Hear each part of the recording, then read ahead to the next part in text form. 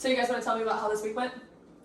We have no control over this one, with her always acting up and creating issues amongst the entire family. Along with these struggles, we struggle to manage her delinquent behavior, and us as parents, we're just beside ourselves. I can agree with that. Maria and I struggle to see eye to eye on most situations. Whenever I attempt to speak to her about how her day is going or how she's feeling, we end up in some sort of argument, resulting in us just both getting angry with each other. Okay.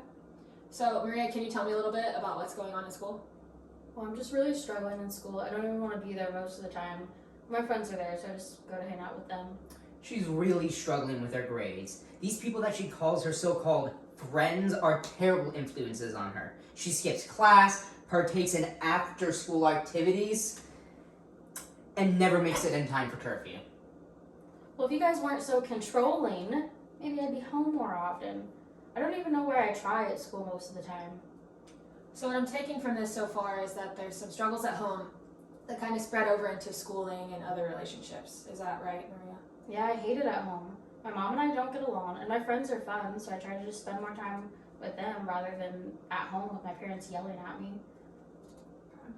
So my suggestion to you all would first be for you, Maria, to find some classmates or friends that participate in healthy and proactive activities within the school system. Do you have any hobbies or interests that you could join a club at school with or anything? Well, I really like to paint. I also really like the theater. Okay. So these activities could be a great way to help you both in making your time spent at school more enjoyable and creating those positive relationships with new friends that do not get you in trouble. How does that sound? What do you think? Well, I like my friends now. I don't really understand why they're so bad for me. Right. So these friends aren't really creating a positive environment for you to grow in. They may be leading you down a path that could potentially have not such a happy ending. If we alter this path now and surround you with positive, responsible, and proactive relationships, we could see significant relationship and behavior changes from this. Well, I guess some of my friends do get into bad stuff sometimes. One of them has already gotten into some trouble with the law. This is why we're so worried about you. We just want what's best for you and your future. Right. So the next thing I would suggest is for you, Anvita and Kyle. I would like Kyle to manage the conflict that arises with Maria. I know this may sound a little regressive, but until you and Maria can rebuild that safe and effective parent-child relationship, your involvement may be more of a hindrance than helpful. Does that make sense?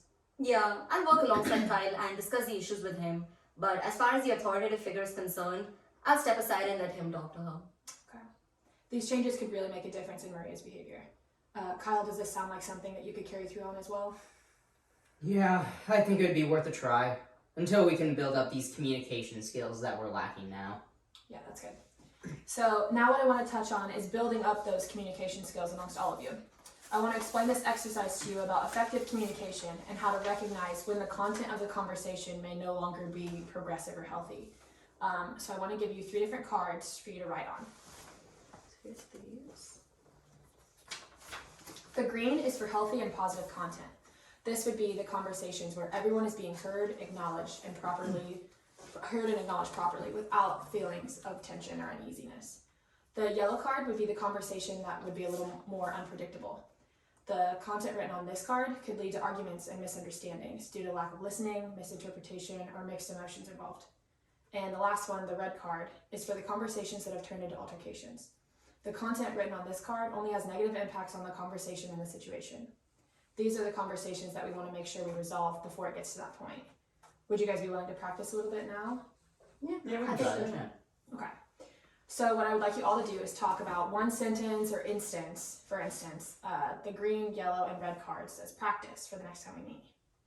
Well, my first thought for the red would probably be us yelling at each other. Like maybe I didn't make it time for curfew, and I'm mad because I got in trouble. Okay. This is a great example. What do you think you can do to prevent this from happening? Well, I guess I could be on time, but if I did get held up and was going to be late, I could let them know where I'm at and that I'll be home soon. Yeah. You letting them know could de-escalate the situation before it reaches the point of an argument. I think a yellow card conversation could be when I'm upset about the chores not getting done around the house. I tend to get angry pretty quickly when it comes to these things and sort of get into an attitude with my family. If I could think about the way that I'm going to react before I get too upset, I think that could eliminate a lot of the family tension. Yeah, for sure. If you can reevaluate your thought pattern before it turns into negative behavior that affects the entire family, we could retain this cohesion while effectively communicating about the household chores. I'm thinking a green card would be a situation where we're all just enjoying each other's company. We're all sharing the same space and getting along. Our conversations would be healthy and positive, with everyone participating and conveying their thoughts. For sure. That's a great example of cohesion and healthy conversation. So now that we've practiced a little bit, I want you guys to use this technique at home this week. Write down on your cards different conversations that you've had and which card they belong on. Well, when we come back next week, we can talk about those conversations and continue to build those communication skills. How do you guys feel about that? Feel pretty I'm good. thinking about it, yeah. Awesome. I'll see you next week.